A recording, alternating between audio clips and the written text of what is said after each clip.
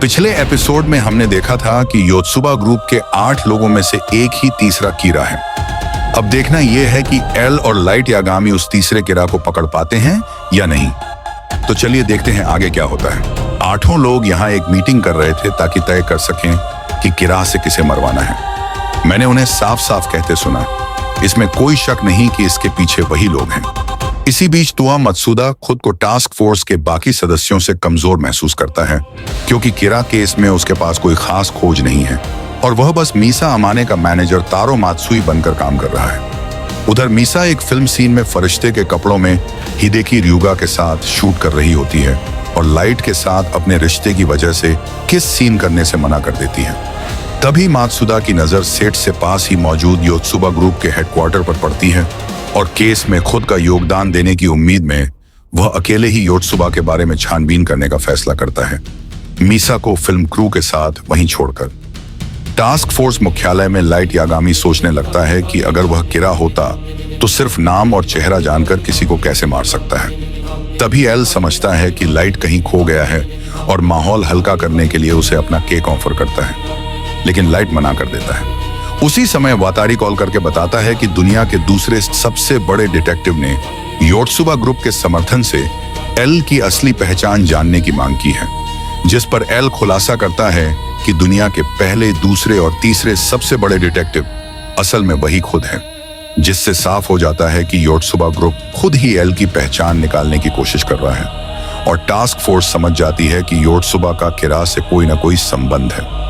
उधर तुआ मत्सुदा चोरी छिपे योत्सुबा बिल्डिंग में घुस जाता है और 17 मंजिल दौड़कर पार करने के बाद लिफ्ट के पास 2 लोगों को हर वीकेंड होने वाली एक गुप्त मीटिंग के बारे में बात करते सुनता है। वह उनका पीछा करते हुए 19वीं मंजिल तक पहुंच जाता है और उनकी बातचीत में कीरा का जिक्र सुन लेता है, लेकिन निकलने की कोशिश करते वक्त दरवाजे से गिर पड़ता है और 8 बिजनेसमैन उसे पकड़ लेते हैं। तभी वह मीसा अमाने के मैनेजर मात्सुई की नकली पहचान का कार्ड दिखाकर खुद को संभालता है और योत्सुबा के विज्ञापन कैंपेन में मीसा को शामिल करने का प्रस्ताव देता है, जबकि उसी समय अपनी खास बेल्ट बकल डिवाइस से एल को गुप्त संदेश भी भेज देता है। योत्सुबा के बॉडीगार्ड तुआ मत्सुदा को पकड़कर एक कमरे में ले जाते हैं, जहां वह अब भी मात्सुई बनकर एक्टिंग करता रहता है।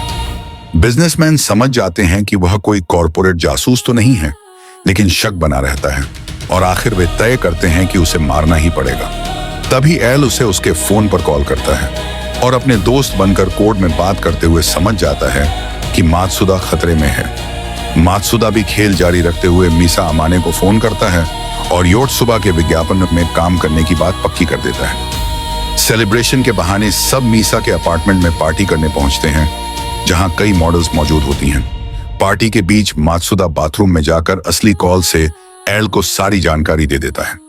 योत्सुबा के शक को देखते हुए एल उसे अगला खतरनाक प्लान बताता है, अपनी मौत का नाटक करना, क्योंकि उनके पास उसका असली नाम नहीं है। नशे में होने का नाटक करते हुए मात्सुदा बालकनी की बीम पर हैंडस्टैंड करता है और जानबूझकर नीचे गिर जाता है, लेकिन नीचे सोइचिरो यागामी ने पहले से गद्दा सेट किया होता है जो उसे सुरक्षित दूसरी बालकनी पर गिरा देता है। फिर एक भारी बैग नीचे फेंका जाता है, जिससे जोरदार आवाज आती है। नीचे देखने पर बिजनेसमैन को लगता है कि मात्सुदा मर चुका है, क्योंकि वहां असल में थियरी मोरेलो उसकी शक्ल में पड़ा होता है और मैरी केनवुड बेडी घबराने का नाटक करती है। घबराकर सारे बिजनेसमैन वहां से भाग जाते हैं और उन्हें लगता है कि अच्छा हुआ वह खुद ही मर गया, वरना कीरा को उसे खत्म करना पड़ता। 2 हफ्ते बाद जब मात्सुई को दुनिया के सामने मर चुका घोषित कर दिया जाता है, तब योत्सुबा ग्रुप की एक और गुप्त मीटिंग होती है, जहां अरायोशी हातोरी डर के मारे इस खेल से बाहर निकलने की बात करता है, क्योंकि उसे लगता है कि अगर वे पकड़े गए तो कीरा के अपराधों की कीमत उसे अपनी जान देकर चुकानी पड़ेगी। लेकिन बाकी बिजनेसमैन उसे ठंडे अंदाज में कहते हैं कि अब जबकि उसने यह बात कह दी है तो शायद वह अगले ही दिन मारा जाएगा। यह सुनकर हथौरी घबरा जाता है और तुरंत कहता है कि वह तो मजाक कर रहा था, लेकिन कमरे में बैठे बाकी लोग चुपचाप उसे घूरते रहते हैं, क्योंकि सब जानते हैं कि यहाँ कही गई बात वापस नहीं ली जा सकती और हथौरी की मौत लगभग तय है। दूसरी तरफ एल की टास्क फोर्स तुआ मत्सुदा से मिली जानकारी का इस्तेमाल करके मैरी केनवुड बेडी से उस मीटिंग रूम में छिपे कैमरे और वायर टैप लगवा देती है, लेकिन तभी सोइचिरो यागामी को एहसास होता है कि वहां 8 लोगों की जगह अब सिर्फ 7 लोग ही मौजूद हैं। और इसका मतलब है कि कोई एक पहले ही किरा का शिकार बन चुका है। लाइट यागामी सोचता है, भले ही वह शक्ति किसी और को दे दी गई हो। उसे लगता है कि मैंने पहले से ऐसा प्लान बनाया होगा कि जब मुझ पर से शक हट जाए तो वह ताकत फिर मेरे पास लौट आए। यानी मैं कभी किसी के कंट्रोल में नहीं था, सब कुछ मेरी ही योजना का हिस्सा था। यह सुनकर एल शांत होकर कहता है, कमाल है, तुमने बिल्कुल वही समझ लिया जो मैं इतने समय से सोच रहा था। जांच टीम गुप्त कैमरे और वायर टैप लगाकर योत्सुबा ग्रुप की मीटिंग्स पर नजर रखती रहती है और इसी दौरान उन्हें पता चलता है कि अरायोशी हातोरी की मौत हो चुकी है। यह देखकर वे हैरान रह जाते हैं कि ये लोग कितनी खुलेआम कीरा की ताकत का इस्तेमाल कर लोगों को मरवा रहे हैं और खासकर रेइजी नामिकावा को हथौड़ी की मौत से जरा भी फर्क नहीं पड़ता। तभी क्योसुके हिगुची शिकायत करता है कि कोयल अभी तक एल की पहचान नहीं ढूंढ पाया, लेकिन तकेशी उई बताता है कि कोयल ने नोटिस किया है कि ज्यादातर मौतें वीकेंड पर हो रही हैं। इसलिए शक कम करने के लिए वे मौतों का पैटर्न बदलने की योजना बनाते हैं और अलग अलग कंपनियों के अधिकारियों को टारगेट करने का फैसला करते हैं। टास्क फोर्स उन्हें बचाना चाहती है, लेकिन एल कहता है कि जब तक वे लोग सच में मारे नहीं जाते तब तक पूरी तरह पक्का नहीं होगा। सोइचिरो यागामी उन्हें फोन करके रोकने की बात करता है, मगर एल समझाता है कि ऐसा करने से पूरी जांच ही खतरे में पड़ जाएगी। तभी लाइट यागामी एक चाल चलता है। वह खुद को एल बताकर नमिकावा को कॉल करता है और उसे बता देता है कि कमरे में कैमरे और वायर टैप लगे हैं। फिर वह उसे ब्लैकमेल करता है कि अगर वह मौतों को कुछ समय के लिए टाल दे तो बाकी सभी के अपराध माफ कर दिए जाएंगे, सिवाय किरा के। डरकर नमिकावा मीटिंग में बहाना बनाता है कि कोयल को एल की पहचान उजागर करने के लिए 1 महीना दिया जाए और अगर तब तक वह सफल ना हो तो मौतें फिर से रैंडम तरीके से की जाएंगी। इससे शक भी कम रहेगा और अगर एल मर गया तो वे फिर पहले की तरह सब कुछ जारी रख सकेंगे। बाकी सदस्य भी इस योजना से सहमत हो जाते हैं और मीटिंग खत्म हो जाती है।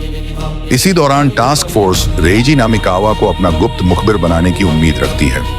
एल लाइट की चालाकी की तारीफ करता है और अचानक कहता है कि अगर वह मर गया तो लाइट यागामी उसकी जगह ले सकता है। यह सुनकर लाइट चौंक जाता है। एल आगे कहता है कि शायद लाइट उससे भी ज्यादा काबिल है और सीधे उससे पूछता है कि अगर वह मर जाए तो क्या लाइट नया एल बनेगा।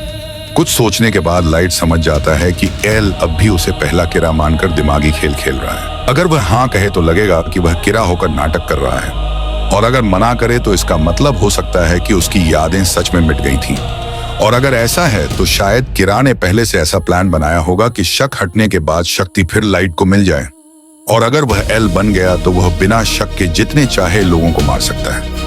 एल शांत होकर मानता है कि वह ठीक यही सोच रहा था। लाइट कहता है कि उसे एल का पद नहीं चाहिए, लेकिन एल कहता है कि इससे कुछ साबित नहीं होता क्योंकि लाइट ने अभी अभी अपनी योजना ही बता दी है। गुस्से में लाइट उसकी कुर्सी घुमाकर पूछता है कि क्या वह सच में उसे किरा मानता है और एल साफ कह देता है कि उसने हमेशा ऐसा ही सोचा है, जिससे दोनों के बीच फिर से लड़ाई होने की नौबत आ जाती है। लेकिन तुआ मत्सुदा बीच में आकर उन्हें रोक देता है। तभी सोइचिरो यागामी सुझाव देता है कि रिकॉर्डिंग को सबूत बनाकर योत्सुबा के लोगों को गिरफ्तार कर लिया जाए, मगर एल मना कर देता है क्योंकि अगर उन 7 लोगों में असली किरा नहीं हुआ तो वह तुरंत उन्हें मरवा देगा। एल कहता है कि उनका असली लक्ष्य किरा को पकड़ना है, उसके साथियों को नहीं। हालांकि वह यह भी कहता है कि अगर वे चाहें तो गिरफ्तारी कर सकते हैं, बस शर्त यह है कि वह अपनी अलग जांच जारी रखेगा और उन गिरफ्तारियों से उसका कोई संबंध नहीं होगा। इसके बाद एल और लाइट मिसा अमान के कमरे में जाते हैं, जहां एल उससे सीधे पूछता है कि अगर उसे चुनना पड़े तो वह लाइट को चुनेगी या किरा को। मीसा तुरंत लाइट को चुनती है और कहती है कि वह किरा को पकड़ने में उसकी मदद करेगी। तभी एल उसे जांच में शामिल होने का प्रस्ताव देता है और लाइट के कहने पर अपनी योजना बताता है। थियरी मोरेलो एबर कोयल बनकर योत्सुबा ग्रुप को बताएगा कि जांच के दौरान उसे शक हुआ है कि मीसा शायद सेकंड किरा हो सकती है और एल उसे पूछताछ के लिए ले आया है। इससे योत्सुबा के लोग उसे एल तक पहुंचने का सुराग मानेंगे और मीसा को अपने बीच घुसने का मौका मिलेगा, जिससे वह अंदर की जानकारी निकाल सकेगी। मीसा ये मिशन स्वीकार कर लेती है, लेकिन लाइट को यह बहुत खतरनाक लगता है क्योंकि उसे डर है कि किरा मीसा को अपने हिसाब से इस्तेमाल कर सकता है। एल ठंडे अंदाज में कहता है कि ऐसा नहीं होगा और अगर वह मरा तो लाइट भी मरेगा। मीसा को लगता है कि एल सिर्फ उसके और लाइट के रिश्ते का ख्याल रख रहा है, इसलिए वह तुरंत एल के बारे में कही अपनी बुरी बातें वापस ले लेती है और खुशी में उसके गाल पर किस भी कर देती है। तभी एल बता देता है कि लाइट अभी किसी और जांच में व्यस्त है। लेकिन मीसा फिर भी पीछे नहीं हटती। उधर सोइचिरो यागामी को चिंता रहती है कि अगर उन्हें योत्सुबा के खिलाफ सबूत मिल भी जाएं, तब भी एक साथ सभी सदस्यों को पकड़ना आसान नहीं होगा। योत्सुबा ग्रुप की मीटिंग में कॉयल की रिपोर्ट पर चर्चा होती है, जिसमें बताया जाता है कि मीसा अमाने को किरा के बारे में जानकारी होने के शक में पूछताछ के लिए लाया गया है, और अगर वह योत्सुबा की स्पोक्स पर्सन बने तो शायद एल के बारे में जानकारी लीक कर सकती है। वे कॉयल यानी थियरी मोरेलो से संपर्क करते हैं और वह सुझाव देता है कि वह खुद मीसा का इंटरव्यू कराए। उधर तीसरा कीरा सोचता है कि मीसा ही सेकंड किरा रही होगी जिसने एल से बचने के लिए अपना डेथ नोट छोड़ दिया होगा, इसलिए वह उसे अपनी पत्नी बनाने और किरा की ताकत से पैसा व ताकत हासिल करने की योजना बनाता है। यह सोचकर रैम गुस्सा हो जाती है और डेथ नोट का एक टुकड़ा अपने पास रख लेती है। इंटरव्यू के दौरान कांजो मोगी मीसा के नए मैनेजर कनैची मोजी बनकर आता है, जबकि कियोसुके हिगुची पूछताछ के दौरान कमरे से बाहर जाता है। उसी समय वॉशरूम में रैम मीसा को डेथ नोट का टुकड़ा छुआ देती है, जिससे वह उसे देख तो पाती है लेकिन यादें वापस नहीं आती। रैम उसे बताती है कि पहले लाइट यागामी और मीसा दोनों किरा थे और अब योत्सुबा में कुछ गड़बड़ है। फिर वह तय करती है कि मीसा की खुशी के लिए असली तीसरे किरा को बेनकाब करना होगा। कमरे में लौटते ही रैम के इशारे से मीसा समझ जाती है कि किरा कोई और नहीं बल्कि कियोसुके हिगुची है। उधर लाइट किलिंग पैटर्न देखकर समझता है कि नया किरा पहले वाले से अलग है। वह छोटे मोटे अपराधियों को भी मार रहा है, जबकि असली किरा सिर्फ बड़े अपराधियों को मारता था। बाद में मीसा हिगुची के साथ नर्स के भेष में डेट पर जाती है और उसे उकसाकर खुद को सेकंड किरा बताती है। हिगुची सच में खुद को किरा बताकर उससे शादी का प्रस्ताव देता है और सबूत के लिए उसे एक भ्रष्ट बिजनेसमैन गिंजो कानाबोची को मारने को कहता है, लेकिन असल में रैम डेथ नोट से उसकी मौत लिख देती है, जिससे हिगुची को भरोसा हो जाता है। मीसा पूरी बातचीत अपने फोन में रिकॉर्ड कर लेती है और वापस आकर टास्क फोर्स को हिगुची के खिलाफ सबूत दे देती है। सभी उसकी बहादुरी की तारीफ करते हैं, लेकिन एल चुपचाप सोच में डूबा रहता है, मानो उसे अभी भी किसी बड़ी चाल की आशंका हो। टास्क फोर्स को आखिरकार पता चल चुका है कि तीसरा किरा कोई और नहीं बल्कि कियोसुके हिगुची है। मीसा अमाने की हिम्मत और चालाकी से उसकी असली पहचान उजागर हो गई, लेकिन असली सवाल अभी भी बाकी है। क्या लाइट यागामी और एल मिलकर हिगुची को रंगे हाथों पकड़ पाएंगे, या फिर यह सब किसी और बड़े खेल की शुरुआत है?